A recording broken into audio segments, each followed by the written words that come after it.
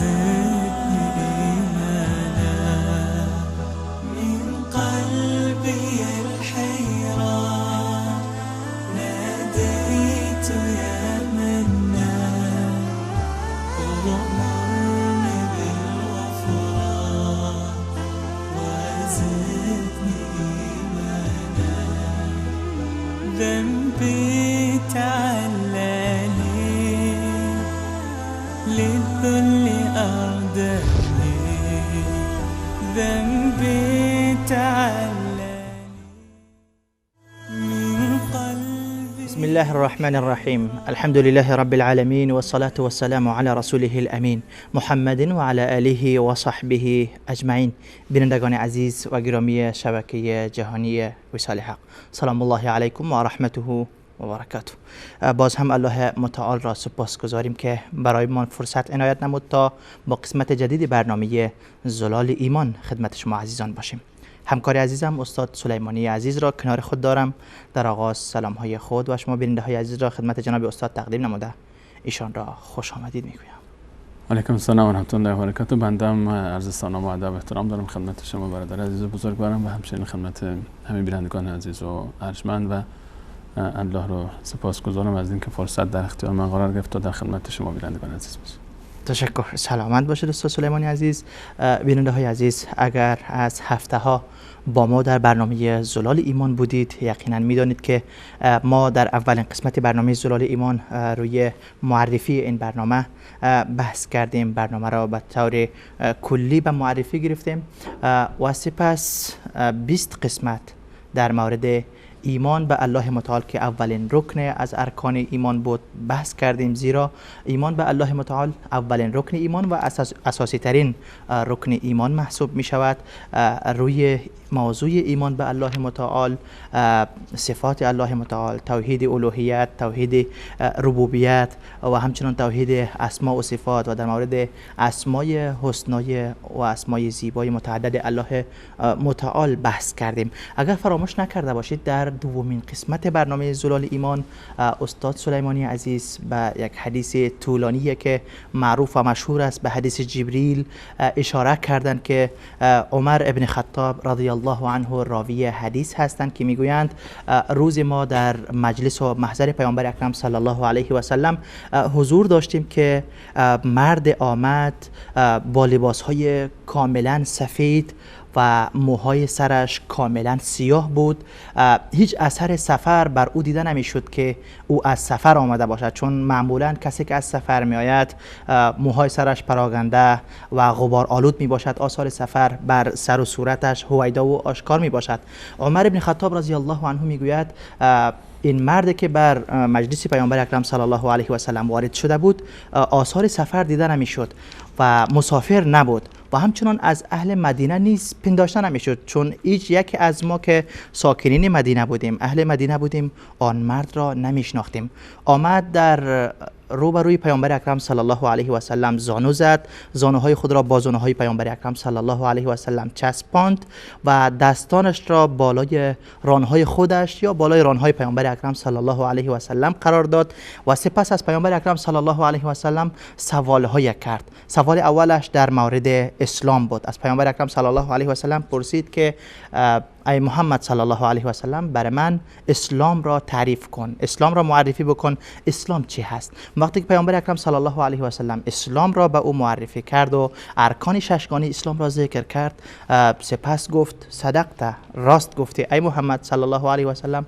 سوال دومش این بود که ای پیامبر صلی الله علیه و سلم برای من ایمان را تعریف کن که ایمان چی هست؟ اینجا پیامبر اکرم صلی الله علیه و سلم فرمودن الایمان ان تؤمن بالله و ملائکته و کتبه و رسله و الیوم الاخر و القدر خیره و شره من الله تعالی. قال صدقت. پیامبر اکرم صلی الله علیه و سلم ارکان ایمان را ذکر کردند و ایمان را برای او معرفی و تعریف کردند. در پاسخ گفت صدقت. خب سوالای این مرد تمام شد و رفت. حضرت عمر رضی الله عنه میگوید ما تعجب کردیم که چطور سائلی هست میپرسد و باز تصدیق هم میکند که یعنی راست گفتی، تایید میکند جوابهای پیامبر اکرم صلی الله علیه و سلم را. وقتی که این مرد رفت، پیامبر اکرم صلی الله علیه و سلم از یارانشان پرسیدند که آیا شناختید این کی بود؟ گفتن نخیر، الله و رسولش بهتر میداند.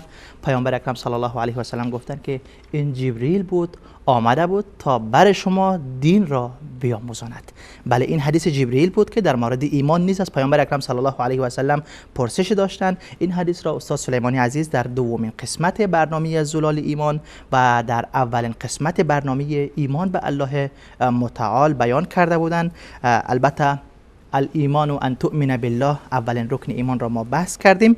انشاءالله از این هفته میپردازیم بر رکن دوم ایمان. موضوع این برنامه و این قسمتی از برنامه‌های زلال ایمان، ایمان به ملائکه است. استاد سلیمانی عزیز، در باب ایمان به ملائکه یا دومین رکن ایمان که موضوع این قسمتی از برنامه‌های زلال ایمان هست، چی میخواید بگویید؟ الحمدلله و الصلاة و السلام علی رسول الله و علی آله و صحبه و من والاه. همگونه که شما اشاره فرمودید در بحث مسیری که ما در این برنامه پیش میبریم در معرفی ایمان و ارکان ایمان و اصل رو قرار دادیم بر حدیث جبریل که شما به صورت مفصل بهش اشاره فرمودید. ما در برنامه گذشته حدود 20 برنامه فقط تونستیم در برنامه درباره ایمان به الله متعال صحبت کنیم، هرچند که یقینا حق مطلب اون گونه‌ای که باید ادا نشده. فقط کلیدهایی بود برای اینکه فتح بابی باشه برای ما و بینندگان عزیز در موضوع ایمان به الله متعال که بریم بیشتر و دقیق‌تر و با تدبر بیشتری موضوع رو پی بگیریم. موضوع دومی که در ایمان به ایمان، معنای ایمان از دیدگاه کتاب و سنت صحیح رسول صلی الله علیه و سلم باید بررسی بشه، ایمان به ملائکه است. درست. ما وقتی که میگیم یک نفر مؤمن هست و ایمان داره، در قاموس اسلامی و فرهنگ اسلامی تنها مراد ایمان به الله متعال نیست. درست. ما این 6 موردی رو که در این حدیث جبرائیل علیه السلام برای رسول صلی الله علیه و سلم و برای امت معرفی فرمود و تعلیم داد، اینها همه ارکان ایمانن. یعنی ایمان با یکی از اینها هرگز به وجود نمیاد و کامل نمیشه، ولو اینکه مهمترینشون باشه که ایمان به الله تعالی است.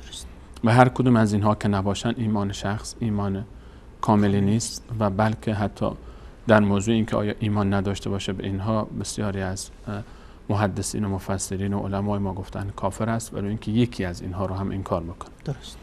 دومین رکن ایمان به الله متعال ایمان به ملائکه است. ایمان به ملائکه بسیار مهمه. ایمان به ملائکه بسیار مهمه برای این خاطر که خیلی ها فکر میکنن چون ایمان دارن به الله متعال پس خلاص دیگه مؤمنه دیگه. بعضی فکر میکنن ایمان یعنی این که فقط الله رو باید قبول داشته باشه. الله رو قبول داری، خلاص دیگه ایمان الله رو قبول داریم، تموم شد رفت دیگه. من خالق و رازق و مالک و همه چی قبولش دارم، دوستش دارم. بعضی میگن ایمان تو قلبه، دلت پاک باشه، من خدا رو قبول دارم، بهش عشق می‌ورزم، محبت دارم بهش. ما این تعابیر، حالا اگر مثلا سرم لخت بود، مگه خانومی اگر بگه من اگر نماز نمیخونم خدا که نیاز به این چیزا نداره. اصلا فکر میکنن ایمان یعنی تصدیق فقط. بعضی فکر میکنن ایمان یعنی فقط معرفت الله متعال، شناختش. خلاص همین که شناختی دیگه مؤمنی دیگه، نیاز نیست حالا عمل باشه نباشه. اینها رو باز ما ان شاءالله در بحث مفصلی دربارش به تفصیل صحبت خواهیم کرد که آیا ایمان فقط تصدیق و معرفت است. همه این 6 تا رکن رو که بگیم ان شاءالله باز، چون الان ما فقط داریم بحث تئوری و معرفی و معرفت اینها رو بیان میکنیم که آیا ایمان فقط قول و تصدیق است یا نه عمل هم درش باید باشه که مفصل است. بعد از ان شاءالله 6 رکن مطرح کردیم باز بهش میرسیم ان شاءالله. موضوع ایمان به ملائکه از این بابت مهمه، چرا که گفتیم خیلی ها این موضوع رو خیلی سطحی میپندارن و خیلی فکر میکنن مسئله ساده است. یعنی حالا اینکه ملائکه من ایمان داشته باشم نداشته باشم، ملائکه هستن نیستن، بعضی اصلا فکر میکنن منکر ملائکه هستن، با اینکه وجود الله متعال انکار نمیکنن. یعنی الله متعال رو با وجودش اعتراف دارن، اما به وجود ملائکه انکار میکنن ملائکه رو. یا میان توجیهات و تعبیرات باطلی درباره ملائکه دارن، مثل برخی از فلاسفه که میگن ملائکه نمیدونن تخیلات و تصورات خود شخص و فرد هست و موجودی به اسم ملک وجود نداره که وجود خارجی داشته باشه، یک موجودی باشه، مخلوقی باشه. نه، اینها تصورات ذهنی خودش طرف هست، الهاماتش هست، اون تفکرات و باورهایی که هست، اون به هر حال اون شخصیت فیلسوف مثلا فکر میکنه که حالا چون خودش خیلی عقلمنده بقیه هم قیاس میکنه. حتی بعضی از انبیا رو وقتی که ذکر میکنن، انبیا بسیله وحی وقتی که مطرح میشه وحی میگن این الهامات فردی خودش هست، خوابهای خود شخص هست، تخیلات خود شخص هست، فرشته‌ای وجود نداشته، ملکی حالا به تعبیر درست‌ترش وجود نداشته که بیاد و اینها رو به شخصی از آسمان از الله متعال بهش برسونه. اینها طرف پیش خودش انسان با استعدادی بوده، زرنگ بوده، خیلی عقل قوی و بالایی داشته و اومده یک سری الهاماتی شده براش، یک سری کشف‌هایی کرده، یک سری تصوراتی داشت و اینها رو آورده در قالب مثلا یک کتابی به ما داده و این رو حالا به عنوان یک برنامه زندگی و یک دین معرفی کرده. این تصورات هست. درست. و سرمنشأ این انحراف خیلی یاش برمیگرده به انکار وجود ملائکه و ما الان ملائکه حلقه ارتباط بین بنده و الله متعال در باب دین، در باب وحی، در باب رسالت انبیای الهی و ما می‌بینیم که پیامبران الهی رو ما تمام انبیای الهی که برای ما آوردن، کتاب آوردن و برای ما رسالت آوردن، همه اینها با یک ملکی بین الله متعال و خودشون در ارتباط بودن. یعنی از الله متعال برای اینها از طریق فرشتگان آسمان و از طریق ملائکه الله متعال وحی فرستاده شده. به این خاطر ایمان به ملائکه بسیار مهم هست و ما سعی داریم ان شاءالله در این باب صحبت بکنیم که ایمان به ملائکه چگونه باید باشه.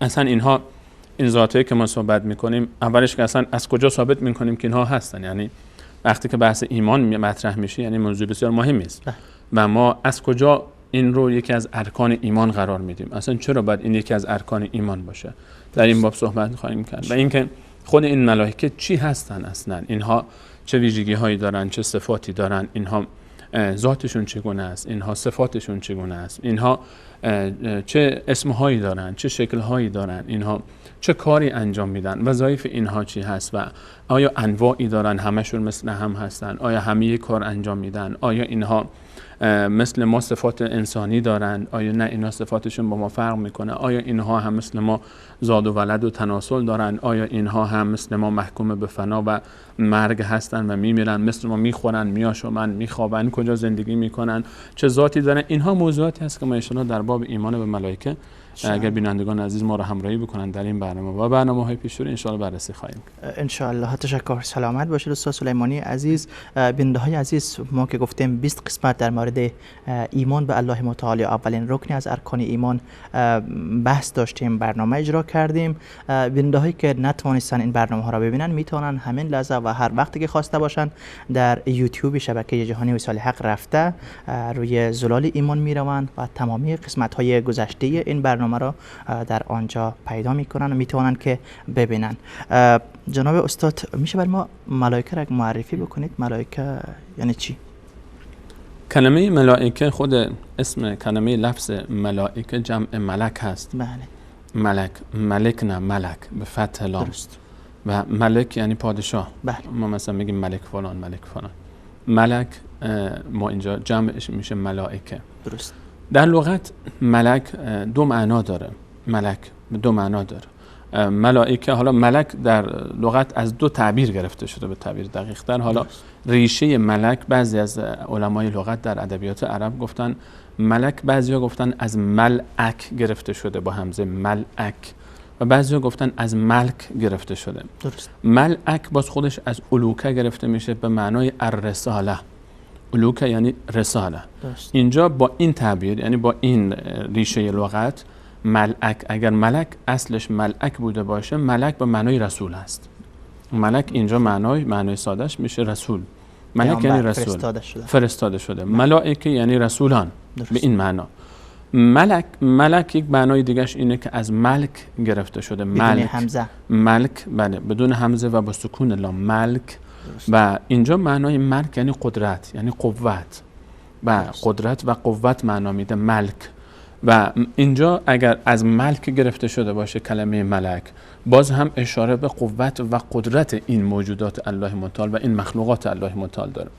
و هر دو معنی میتونه صدق پیدا بکنه درباره ملائکه که جمع ملک هست، هم به معنای رسولان و فرستاده شده ها شوند و هم به معنای قوت و قدرت. هر دو تا رو در بر میگیره، چون هم قوت و قدرت دارن، هم رسولان هستن و معنای اول راجح تر هست. چرا که در قرآن کریم هم وقتی که نگاه میکنیم الله متعال درباره ملائکه تعبیری که استفاده میکنه اونها رو رسول مینامه. مثلا الله میفرماید در سوره مبارکه حج الله یصطفی من الملائکه رسلا و من الناس. الله متعال برمیگزیند از بین ملائکه فرستادگانی و رسولانی رو و از بین مردم و بین انسان ها. و حتی در آیات فراوانی ما میبینیم که الله متعال ملائکه رو رسول ذکر میکنه. مثلا الله متعال درباره فرشتگانی که و ملائکه‌ای که به پیش ابراهیم علیه السلام آمدن میفهمد ولقد جاءت رسولنا ابراهیم. رسولان ما رفتن به پیش ابراهیم. اینجا رسول اصلا نمیگه ملائکه، اینجا ملائکه الله متعال نمیفهمد ملائکه ما رفت.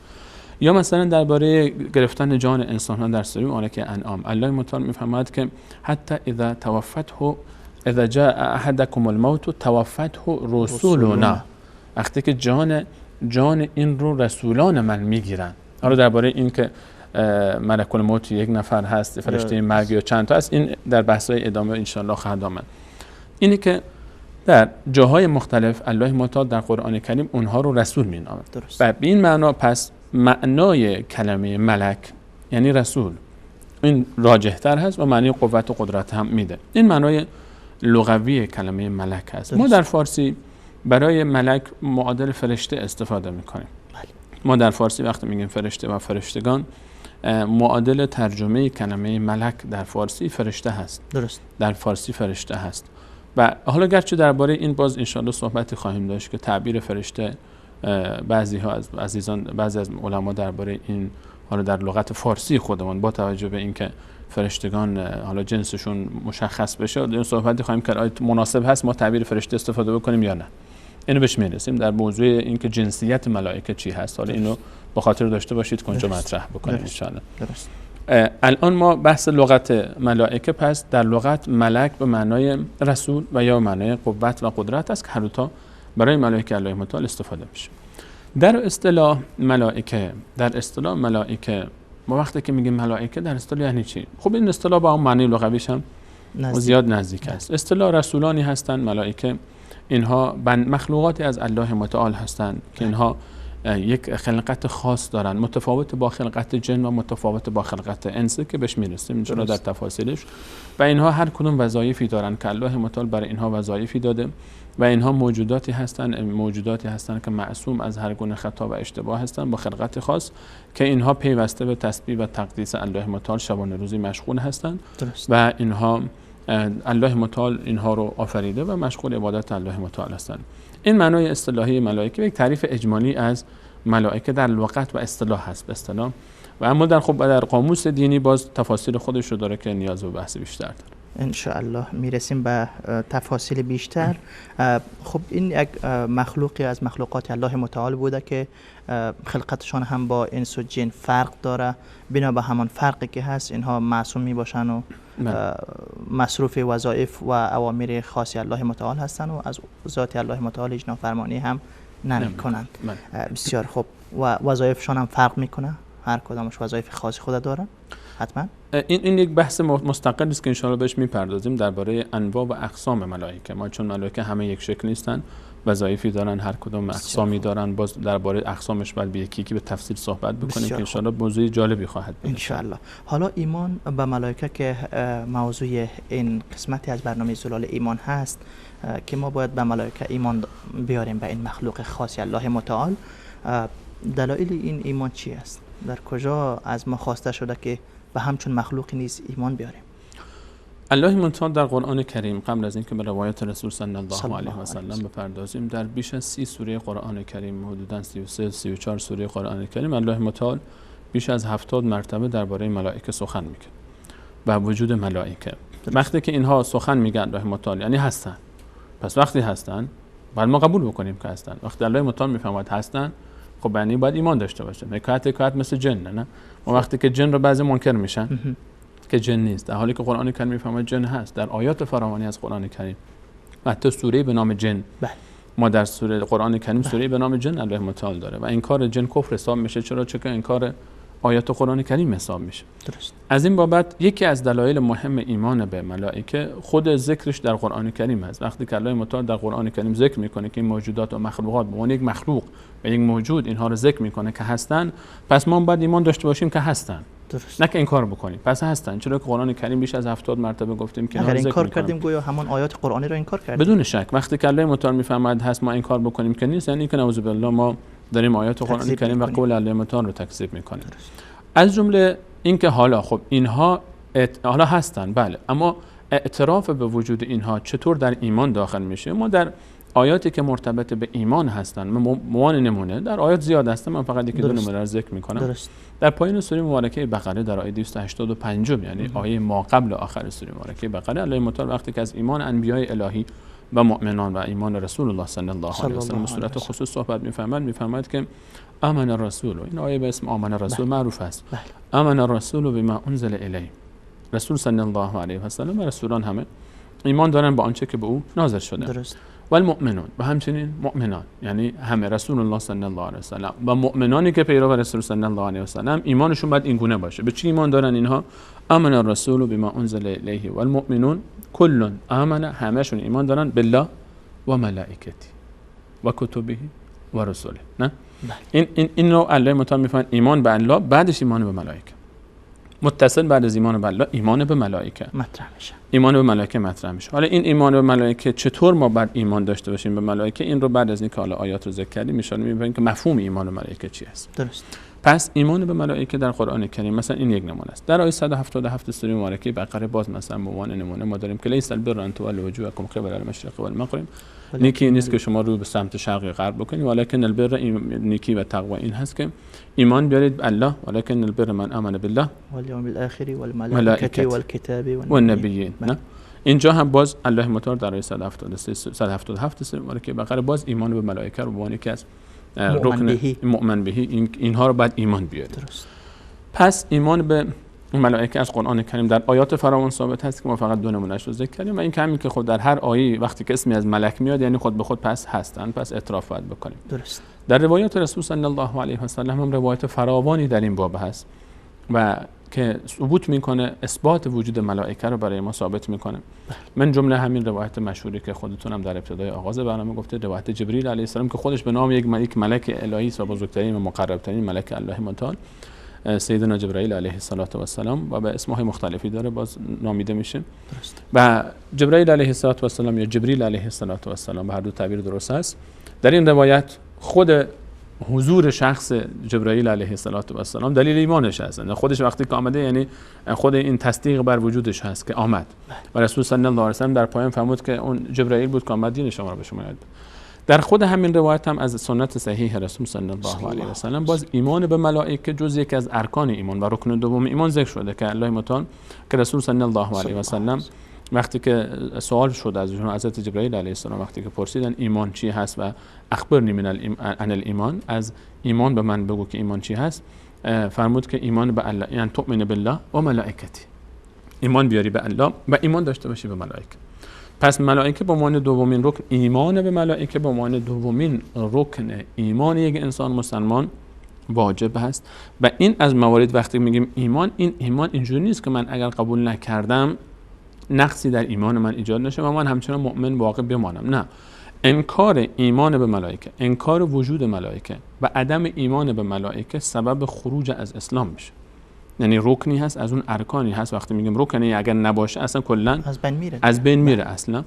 ما الان وقتی که این رکن شد یعنی اگر کسی ایمان به ملائکه نداشته باشه اصلا به عنوان مؤمن و مسلمان قبول نمیشه، ولو اینکه الله متعال رو با تمام تفاصیلی که ما در ایمان به الله متعال ذکر کردیم اعتقاد داشته باشه. درست.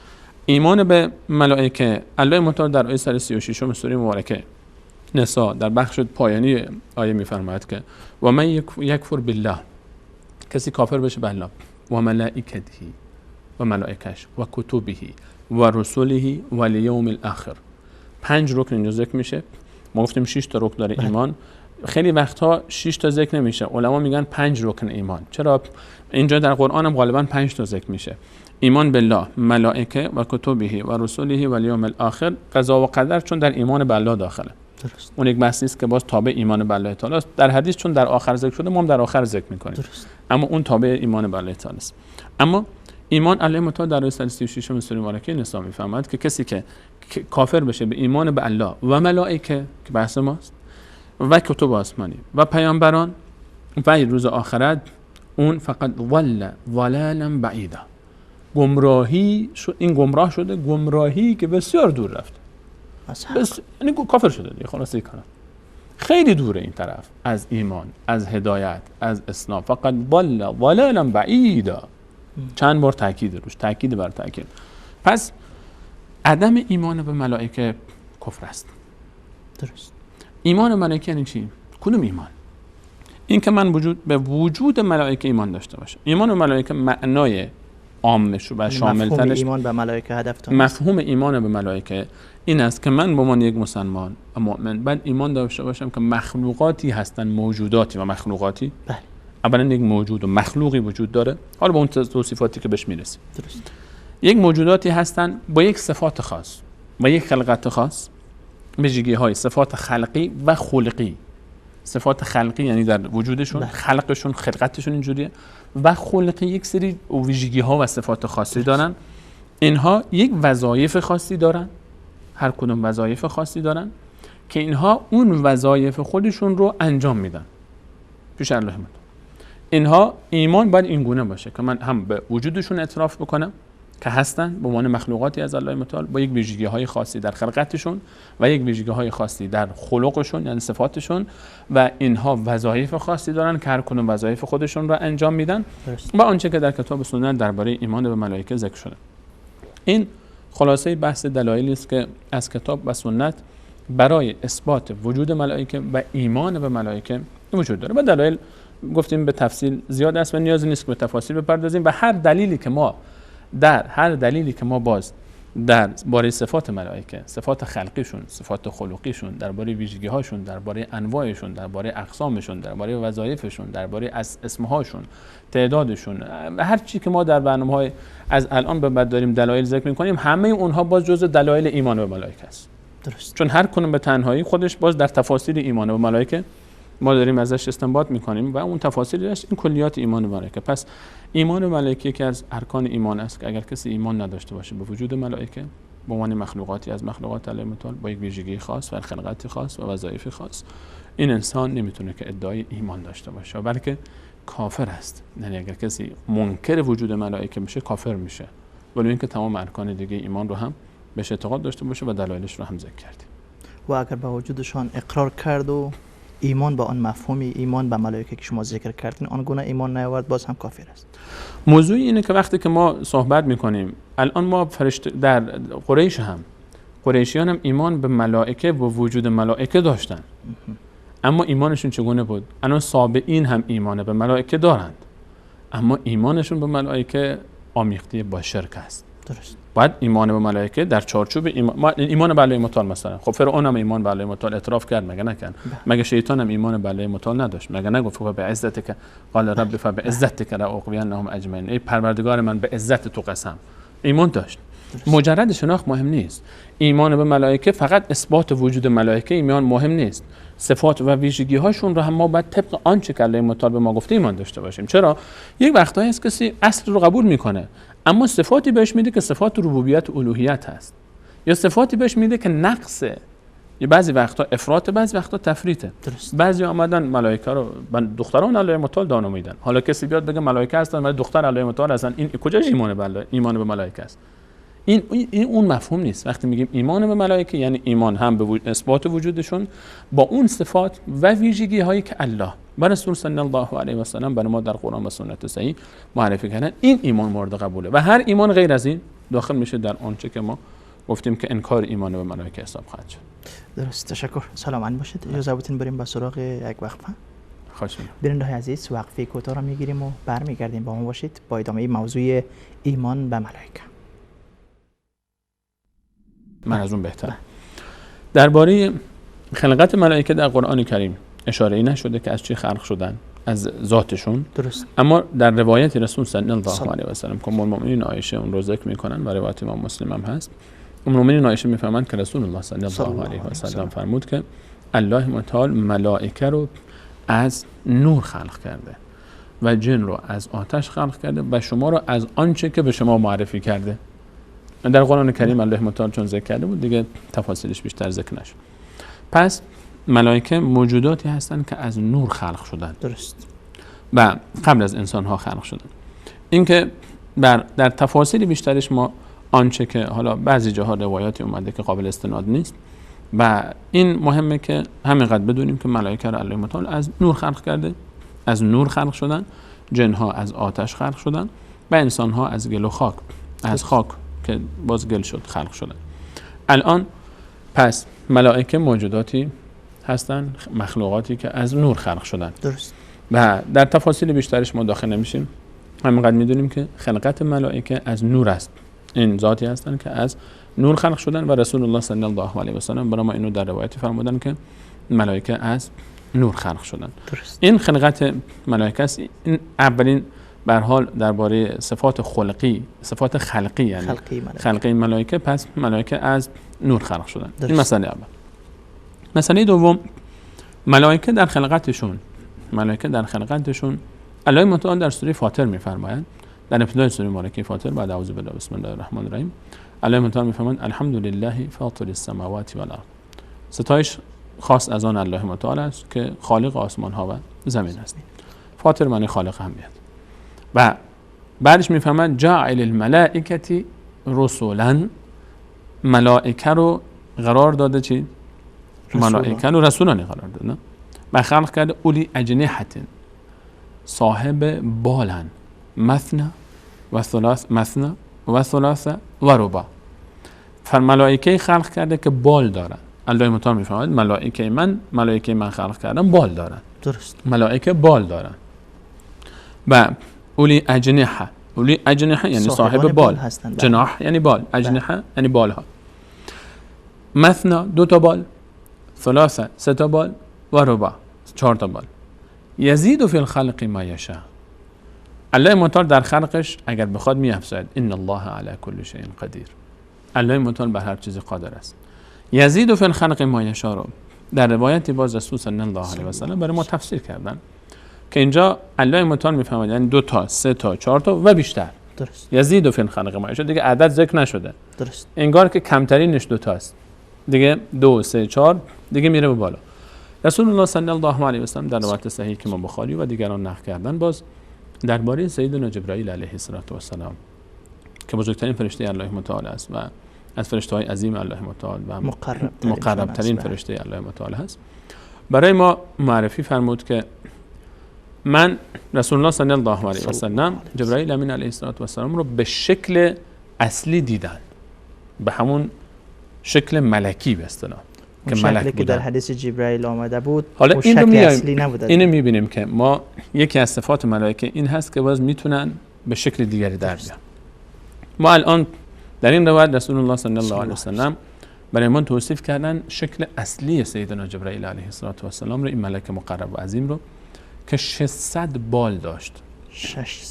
600 بال ذات عظیمی که 600 بال داره که اگر یک بال رو رسول صلی الله علیه و سلم فرمودن باز میکرد، یک بالش رو که باز میکرد تمام پهنای افق رو میپوشاند، یعنی از شرق تا غرب رو پر میکرد یک بال سیدنا جبرائیل علیه السلام. حالا 600 بالش دیگه چگونه هست والله اعلم. فقط ما میدونیم که الله متعال برای ما معرفی کرده که فرشتگانش و ملائکه الله متعال به تعبیر دقیق‌تر ملائکه الله متعال بال دارن، صاحبان بال هستن، صاحب بالن، صاحب 2 بال، بعد و گویی که وقتی که میگیم صاحب بالن دیگه بال برای پرواز کردن استفاده میشه. بله. یعنی پرواز میکنه. و این ملائکه الله متعال میفهم رسول الله صلی الله علیه و سلم جبرائیل علیه السلام فرمود 600 تا بال داشت که بالهاش از بین بالهاش لعل و زمرد میریخت. و این در روایت در روایت امام احمد که با اسناد جید ذکر کرده، این رو اونجا ذکر کرده که از بالهاش باز چی میریخت؟ از بالهاش این زمرد و یاقوت میریخت از بین بالهای این ذات عظیم جبرائیل علیه السلام که انشاءالله امیدواریم الله متعال توفیق بده تا با همون شکل اصلیش ما زیارت بکنیم و ببینیم سیدنا جبرائیل علیه السلام. در بین فرشتگان این بال دارن. فرشتگان ذات بسیار، گفتیم که ملک یکی از معانی ملک از ملک گرفته شده بود، معنی قوت. اینها صاحب قوت و قدرتن، یعنی خیلی قویان ذاتی که بال دارن، از نور خلق شدن، صاحب بالن، بالهای متفاوت دارن و تفاوت داره. همونجوری که الله متعال میفهمد که اولی اجنحة مثنا و ثلاث و رباع، 2 بال، 3 بال، 4 بال، سیدنا جبرئیل 600 بال. پس به این معناست که فرشتگان در خلقتشون با همدیگه تفاوت دارن. یعنی در خود خلقتی هم که هستن، ما انسان ها هم در خلقت با هم تفاوت داریم. ظاهر کلیمون یک چیزه، ولی خب حالا تفاوت ما یکم فرشته‌ها ظاهرا باید بیشتر باشه، چون تفاوت ما یعنی نداریم الا ماشاءالله. اگر کسی ناقص الخلقه باشه، 1 دست داشته باشه یا 3 دست داشته باشه، ما همه 2 دستیم، 2 تا پاییم، شکل کامله، ولی خب یک تفاوت‌های جزئی داریم. اما فرشتگان الله متعال میفهمد 2 بال، 3 بال، 4 بال و تا 600 بال. پس این نشان از این داره که در خلقتشون تفاوت دارن، یعنی همه به یک شکل و به یک اندازه نیستن. اما فرشتگان قدرت دارن. درباره جبرئیل علیه السلام الله متعال میفرماید علمه شدید القوا. او رو رسول صلی الله علیه و سلم در سوره نجم وقتی که میفرماید که ما ضل صاحبکم و ما غوا، بس یار شما رسول صلی الله علیه و سلم گمراه نشده و به بیراه نرفته و ما ینطق عن الهوا ان هو الا وحی یوحی، از پیش خودی چی نمیگه، هر چی که میگه وحی شده. علمه شدید القوا، او رو یک ذات خیلی قوی و عظیمی بهش درس داده. جبرئیل علیه السلام ذو مره رو مفسرین بعضی گفتن که ذو مره یعنی کسی که ذاتی که خیلی زیباست، خیلی زیباست، در کمال قدرت زیبا هم هست. ملائکه علاوه بر اینکه قوی هستن، زیبا هم هستن. حالا یک مثال دیگه درباره قدرتشون بزنیم تا باز به زیباییشون برسیم. درست. درباره قوتشون رسول الله صلی الله علیه و سلم باز در روایت مورد استناد صحیح فرمود که به من اجازه داده شده تا برای شما یکی از ملائکه حملة العرش رو معرفی کنم. ملائکه حملة العرش، این رو ما تفسیر در بحث کارهای ملائکه و وظایفشون خواهیم گفت. این موضوع ملائکه حملة العرش در سوره غافر ذکر شده. در آیه 7 الله متعال در آیه 6 میفرماید الذین یحملون العرش، در آیه 7 کسانی که حمل میکنن عرش الله متعال رو. اینا ملائکه عظیمی هستند که حملة العرش نام دارن. عرش الله متعال که بزرگترین مخلوق الله متعال هست، که تمام آسمان های چنگانه و تمام مخلوقات در برابر عرش هیچ عددی حساب نمیشن به مانند انگشتری در یک بیابانی. اینها این عرش رو حمل میکنن به تعبیر الله متعال. الذین یحملون العرش، اینا عرش رو حمل میکنن.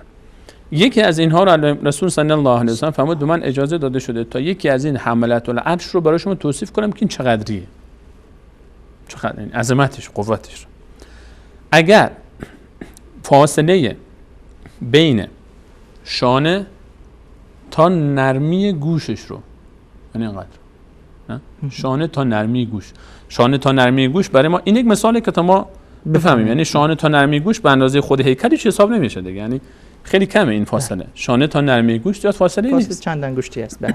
این فاصله شانه تا نرمی گوش این رو سریع ترین پرندگان، اینم از اعجاز علمی احادیث رسول صلی الله علیه و سلم است که یعنی هر عصری اگر شما سریع ترین موشک و هواپیما و هر چی هم که بسازید پرواز بکنه، هر چقدر سریع باشه، اگر این رو شما حساب بکنید فاصله بین گوش تا این نرمی گوشش رو 800 سال طول میکشه تا بره. 800 سال طول میکشه تا این فاصله رو طی بکنه. فقط 800 سال از اینجا میرسه به اینجا. این یکی از ملائکه الله متعال است، یعنی حملة العرش، یکی از حملة العرش است. و به مناسبت جبرئیل امین علیه السلام هم یکی از فرشتگانی است که در حملة العرش، از ملائکه است که در حملة العرش ذکر میشه. این از عظمت فرشتگان. برخیاشون خب به هر حال عظیم‌ترن و بزرگترن از برخی دیگه. درباره زیبایی ملائکه گفتیم که الله متعال درباره جبرئیل علیه السلام میفهمد علاوه بر قدرتش که ذو مره، و ذو مره رو الله متعال مفسرین گفتن که یعنی زیبا و جمال. و حتی ما در محاورات خودمون هم از قدیم الایام هم هر کسی رو میخواستن به زیبایی تمثیل بکنن، مثال بزنن، میگفتن مثل یک ملک زیباست. ما در فارسی میگیم فرشته، مثل یک فرشته میمونه. نه کسی که بخوان خیلی توصیف بکنیم خیلی زیباست، میگیم فرشته ایه برای خودش. و من جمله مثلا در قرآن کریم داریم که یوسف علیه السلام وقتی که بر محفل زنان داخل شد، فلما رأینه، وقتی که دیدن او رو اکبر نهو، خیلی بزرگ دیدن، زیبایی و جمالش رو فراتر رو از تصور خود دیدن، هر چقدر فکر میکنن خیلی فراتر از اون بود. و قطعن ایدیهن، داستان معروفه دیگه، با اون کاردا زدن، دستاشون رو زخمی کردن. و قلنا حاش لله ما هذا بشرا، گفتن پاک و منزه از الله متعال، سبحان الله این انسانی نیست، ما هذا بشرا ان هذا الا ملک کریم، این یک ملکی اومده پایین. ببینید مثلا جمال رو وقتی که انسان توصیف میکنه، جمال رو هم در قرآن کریم از زبان کسانی که یوسف علیه السلام رو در اوج جمال دیدن گفتن این ملکی است، رو تشبیه کردن به ملک. جمال وقتی که زیبا میشه به ملک تشبیه میشه.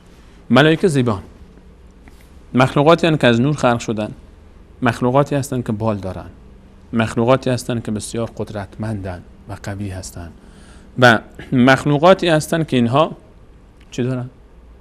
جمال و زیبایی دارن.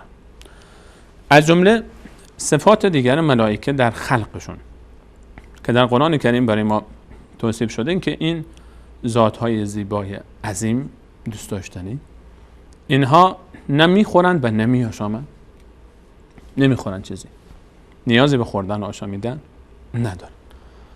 از کجا میشه ثابت کرد و از کجا میشه برداشت کرد؟ از داستان‌هایی که در قرآن کریم الله متعال برای ما ذکر کرده و من جمله داستان ابراهیم علیه السلام در سوره هود اومده، در سوره حج اومده، در جای دیگر قرآن اومده. ولقد در سوره هود تعبیر در آیه 60 این گونه است: ولقد جاءت رسولنا ابراهیم بالبشرا قالوا سلاما قال سلام. اومدن فرستادگان من الله متعال، رسولان من پیش ابراهیم علیه السلام. اینجا کی بودن اینها؟ رسولنا اینجا مراد ملائکه است. ملائکه بودن. بله، ملائکه رفتن پیش ابراهیم علیه السلام، قالوا سلاما، سلام کردن، قال سلام، سلام کرد. اینجا الان چند مورد هست در این آیه؟ دو مورد از صفات ملائکه ذکر شده، دو مورد. اول آیه رو بخونیم بعد برداشت میکنیم که چطوره. قالوا سلام، گفت سلام، جواب داد ابراهیم علیه السلام.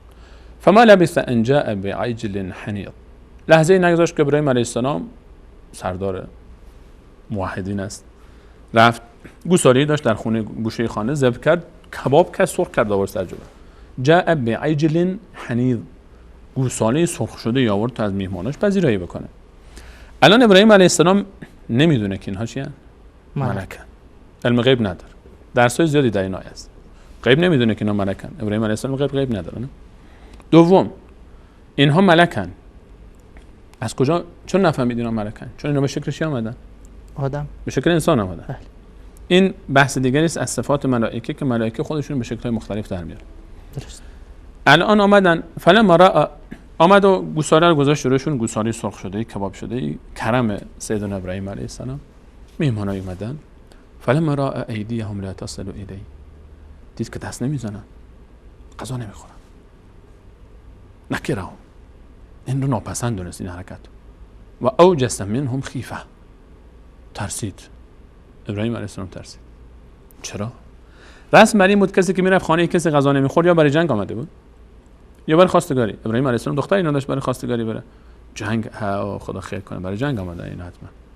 حکایت سومی هم بود که میهمان الان اینجا بر داستان اضافه میشه. میهمان اگر ملک باشه غذا نمیخوره. گفتن که قالوا لا تخف ان ارسل، در آیات مختلف ان ارسلنا الی قوم لوط، در سوره حج ما اومدیم بریم پیش قوم لوط. غذا نخوردن. نه، غذا رو نخوردن. چرا نخوردن؟ چون اصلا غذا نمیخورن. اونا غذا نمیخورن. وگرنه کرم ابراهیم علیه السلام رد نمیکردن. میهمان بودن ابراهیم علیه السلام، برای اونا زحمت کشید. اونا گفتن ما نترس، ما دلیل غذا خوردن نخوردن اون اینه که ما رسولان الله، ما ملکیم. ما ملکیم. اونا دلیل چی رو ذکر میکنن؟ دلیل غذا نخوردنشون میخوان که ترسید ابراهیم علیه السلام. پس ملائکه غذا نمیخورن و نمیآشامن. درسته؟ این از آیات کلام الله مجید. ملائکه موجوداتی، مخلوقاتی هستند از نور خلق شدن، بسیار عظیم هستند، بال دارن، زیبا هستند، غذا و شراب و طعام هم ندارن. یعنی دیگه کلا از مایحتاج انسانی ما اونها بنیازن. البته جنها میخورن غذا. جنها غذا میخورن. در روایات و آیات اشاره به این داره، و مخصوصا در روایات که جنها و شیاطین غذا میخورن، اما ملائکه نمیخوانن. یکی دیگر از صفاتشون که اشاره کردیم در همین آیه هم، ملائکه میتونن به شکل‌های مختلف خودشون رو در بیارن، خارج از اون شکل ملکی خودشون که بال دارن و عظمت دارن، میتونن به شکل‌های انسان در بیان. مثلا در همین داستان ابراهیم علیه السلام به شکل انسان آمدن، ابراهیم علیه السلام نشناخت. این یک. در داستان همین ملائکه رفتن پیش لوط علیه السلام، اونجا به شکل دیگه ای رفتن. ولما جاءت رسولنا لوطا سیء بهم وضاق بهم ذرعا وقال هذا یوم عصیب. وقتی رفت پیش اونها سخت شد، در تنگ شد. لوط علیه السلام جوانان خوشگل و زیباروی آمدن پیشش، میهمان شدن و قوم هم مبتلا به یک بیماری اخلاقی، فساد اخلاقی است. الان چی گفتن؟ وضاق بهم ذرعا وقال هذا یوم عصیب. گفت امروز روز سختی برای من. لوط علیه السلام اینا رو نشناخت. چرا؟ چون اسم شکل انسان آمده بودن. لوط هم غیب نمیدونه. لوط هم غیب نمیدونه. درباره علم غیب ندانستن انبیا که فراوان دلیل است. لوط علیه السلام غیب نمیدونه. ملائکه هم به شکل انسان آمدن. به شکل انسان آمدن. نه تفاوت نه اون انسانی، اونجا شکل دیگه، اینجا شکل دیگه. الان تا آخر گفتن یا لوط ان رسول ربک. لوط جان ما ملائکه هستیم، زیاد قصه نخور.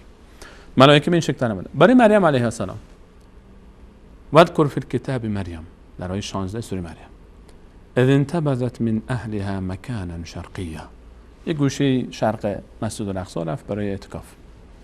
فارسلنا الیها روحنا، علیه السلام میفهمم من روحی که از اسمای جبرائیل علیه السلام، من جبرائیل خود رو فرستادم پیشش.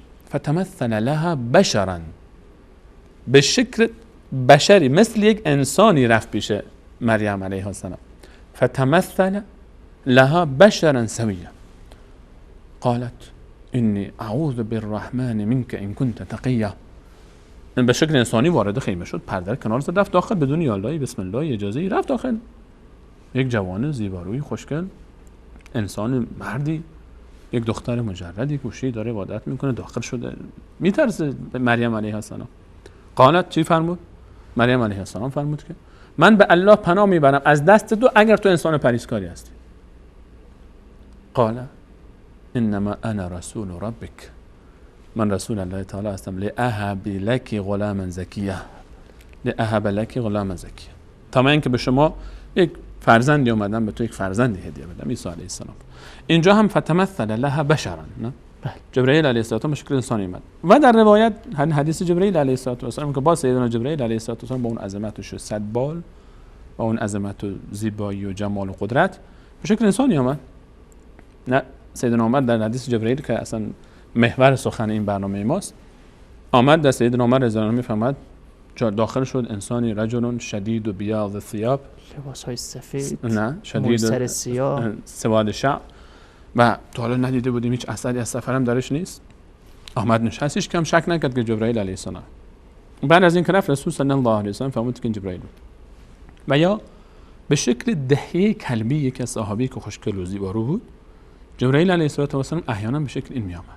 و مادر عایشه رضی الله عنها میفهمید یک روزی نشسته بودن با رسول الله صلی الله علیه و سلم، بعد انگار که کنار اسب دهیه کلبی باشه، گمان میکرد که این اسب دهیه کلبی است، فکر میکرد دهیه کلبی سواره اونجا بود، و بعد برگشت گفت جبرائیل به تو سلام میرسن، یا عایشه جبرائیل علیه السلام به تو سلام میرسن.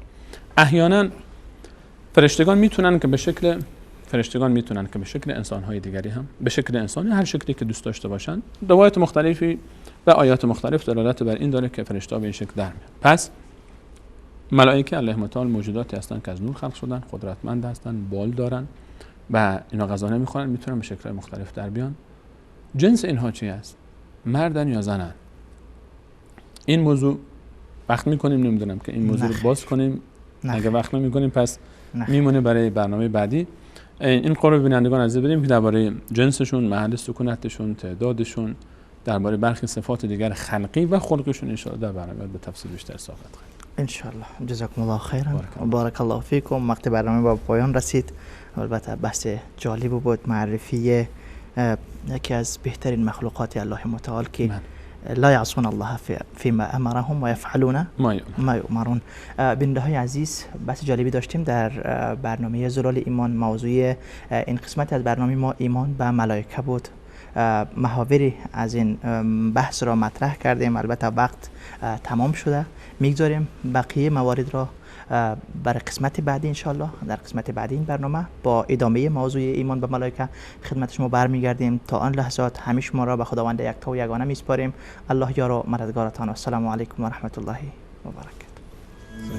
قلبي الحيران ناديت يا منان أغمرني بالغفران وزدني إيمانا من قلبي الحيران ناديت يا منان أغمرني بالغفران وزدني إيمانا ذنبي تعلاني